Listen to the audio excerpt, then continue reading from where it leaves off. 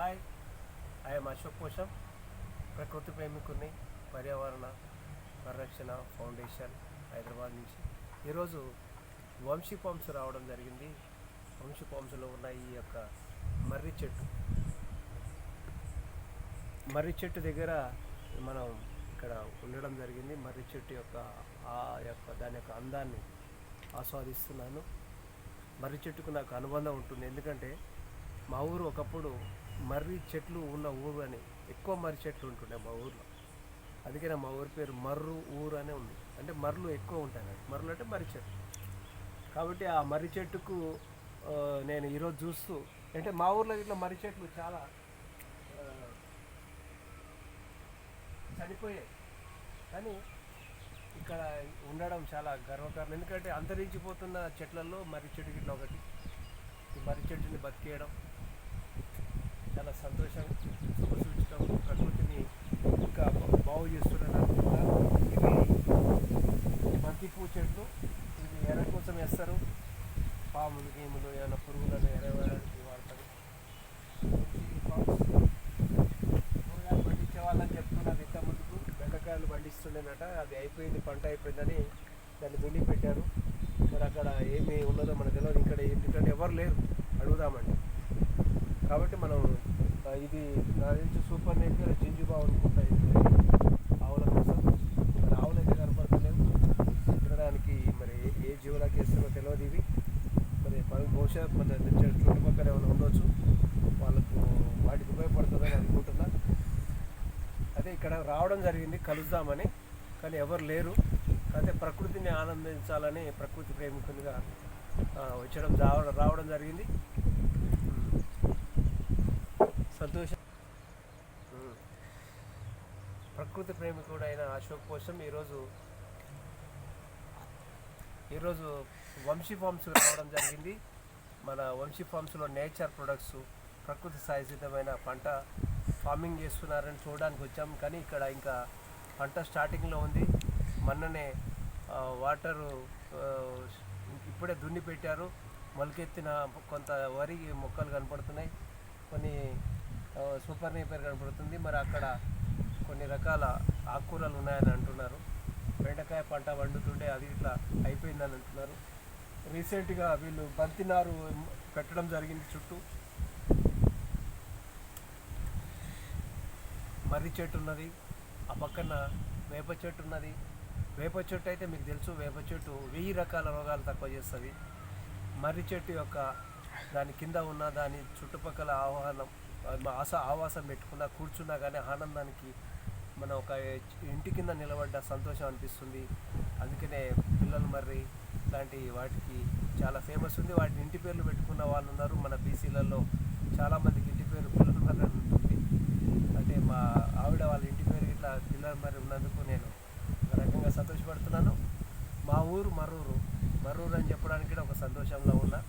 మర్రి చెట్లు ఎక్కువ ఉండేది, కానీ ఇప్పుడు కాలక్రమేణా ఈ ఫెర్టిలైజర్స్ పంట పండేయడం ద్వారా ఆ చెట్లను కొట్టేయడం, వాటి నీడ ద్వారా ఏదో నష్టమవుతుందని రైతులకు అవగాహన లేకుండా నాయకులు, పాలకులు మనకు అవగాహన చెప్పేటోళ్ళు ఎవరు లేరు. ప్రకృతి ఉండాలి, దాని చెట్టు దాని యొక్క ప్రతి భాగం ఆకుతో సహా భూమి మీద పడి ఎరువులాగా ఆచ్ఛాదనలాగా పంట పండడానికి, భూమికి ఒక మనం బట్టలు ఏ విధంగా కప్పుకుంటామో దానికి ఆచ్ఛాదనలాగా ప్రకృతిలో ఉన్న ప్రతి చెట్టు, ఎండిపోయిన కట్టె, తెగిపోయిన చెట్టు యొక్క అన్నిటితో భూమి కప్పబడి ఉంటే అందులో జీవ కణాలు బతికుంటాయని, సూక్ష్మజీవులు కానీ రకరకాల సూక్ష్మజీవులు ఆవాసం ఉండడం వల్ల, జీవం బతికుండడం వల్ల అక్కడ ఏ పంట వేసినా పండడం అనేది సహజసిద్ధంగా జరుగుతుండే. అది మనం కోల్పోయాము.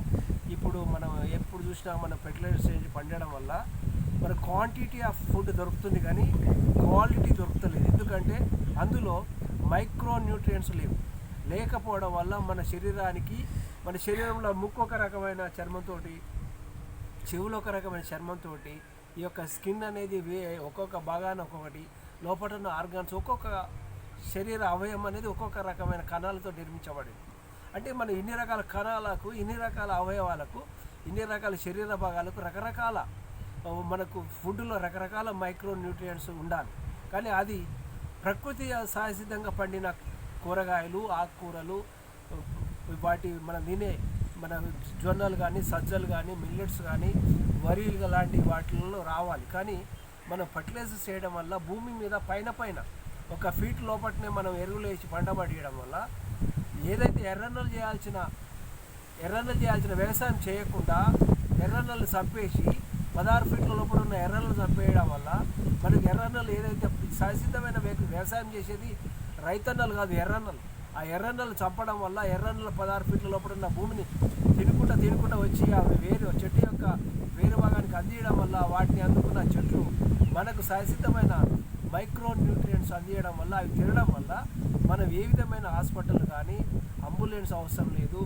మన సహసిద్ధంగా ఉన్న రోజులు బతకొచ్చు. ఆహారం అనేది అంత బలమైన ఔషధం. కానీ వాటిని వదిలిపెట్టేసి మన కొంతమంది రాజకీయ నాయకులు, నిన్నబెట్టిన కొంతమంది పార్టీలు, నేను మండలానికి ఒక, గ్రామానికి ఒక, మన అమెరికా రేంజ్ మల్టీనేషనల్ హాస్పిటల్ పెడతా అంటారు. వీళ్ళకి అవగాహన లేదు, ప్రకృతి అంటే అవగాహన లేదు. వాటికి ఏ విధమైన ఆహారం తినడం వల్ల మనకు అనారోగ్యాలు తక్కువ చేసుకుంటామనే ఒక వాళ్ళకి ఇంకిత జ్ఞానం లేక ఏదో ఓటర్లని వాళ్ళని ఆకర్షించడానికి నేను కార్పొరేట్కి ధీటుగా, అమెరికాకు ధీటుగా నేను హాస్పిటల్ కట్టిస్తా, నా కోటే అని చెప్పడం ఇది ఆస్వాదంగా అనిపిస్తుంది. ఎందుకంటే ప్రకృతి గురించి తెలుసుకోలేని, ప్రకృతి అనుభవించని ఇటువంటి మూర్ఖమైన రాజకీయ నాయకులు రాజకీయాలు రావడం వల్లనే మన రాజకీయాల వల్ల ఈ ప్రజలంతా నష్టపోతున్నారని ఒకరో ఇద్దరు పాలకులు వాళ్ళ యొక్క చెడు ఆలోచనలు, వాళ్ళ యొక్క స్వార్థపూర్ణ ఆలోచనలు, వ్యాపార ఆలోచనలే మన దేశాన్ని, మన రాష్ట్రాన్ని, మన ప్రజల్ని, రేపు తరాలని మనం ఏ విధమైన శక్తి లేకుండా బలహీనులుగా, వీక్నెస్గా ఉండడానికి కారణమవుతుందని నేను కంకణం కట్టుకొని ఒక 7-8 సంవత్సరాలుగా కాదరవల్లి ఉద్యమంలో పాల్గొన్నాను. ఇప్పుడు గత 8 నెలలుగా ఫుల్ టైమ్గా రాజకీయాల ద్వారానే, రాజకీయ అధికారమే బాబాసాహెబ్ గారి కళల ద్వారా దేశాన్ని మార్చాలంటే, ఆరోగ్యమైన భారతదేశాన్ని, ఆరోగ్యమైన తెలంగాణని నిర్మించాలంటే ఏ విధమైన రాజకీయ నాయకుడు రావాలి, అన్ని రంగాలలో అనుభవం ఉన్న రాజకీయ నాయకుడు కావాలని 7 లక్షల కోట్ల అప్పు ఉన్నది మన తెలంగాణలో. దీన్ని అరికట్టాలంటే ఏ విధమైన ప్రణాళికలు ఉండాలి, ఆర్థికవేత్త ఉండాలి, ముందు చూపు ఉండాలి, భవిష్యత్తు తత్వవేత్త ఉండాలి. వీలాంటి వాళ్ళే తప్ప ఈ దేశాన్ని అప్పుల నుంచి తీసేసి మన యొక్క ధనిక రాష్ట్రం చేయాలంటే, నవాబుల కాలంలో ఉన్న ఆర్థికమైన విధానాలను అవలంబించాలంటే, ఏ విధమైన ఆర్థిక పురోగతి సాధించాలంటే ఒక చిత్తశుద్ధి, దూరదృష్టి ఉన్న నాయకుడు తప్ప ఈ దేశాన్ని, రాష్ట్రాన్ని మార్చలేడని, ఏదో అంధ భక్తులు, మూఢ విశ్వాసాలు ఉన్న రాజకీయ నాయకులు రావడం అనేది మన దేశానికి కీడు చేస్తుందని, నిజమైన ప్రకృతి ప్రేమికులు, అన్ని రకాల విషయాల మీద అవగాహన ఉన్నవాడే దేశాన్ని ముందుకు తీసుకువస్తాడని, తత్వవేత్త, ఒక దూరదృష్టి ఉన్న వ్యక్తే తప్ప ఈ దేశాన్ని కాపాడలేడని ఉద్దేశంలో మనం ఇంటికాడ కూర్చొని కొంతమందికి కొన్ని రకాల రంగాల మీద మనం అవగాహన చేయడం కాదు అని, రాజ్యాధికారంతో రాజుగా వచ్చితేనే ఈ యొక్క ప్రతి పౌరునికి, మన ప్రతి వ్యక్తికి, ప్రతి పిల్లవానికి భవిష్యత్తును నిర్మించడానికి అవకాశం ఉంటుందనే ఉద్దేశంలో నేను రాజకీయాలు రావడం జరిగింది.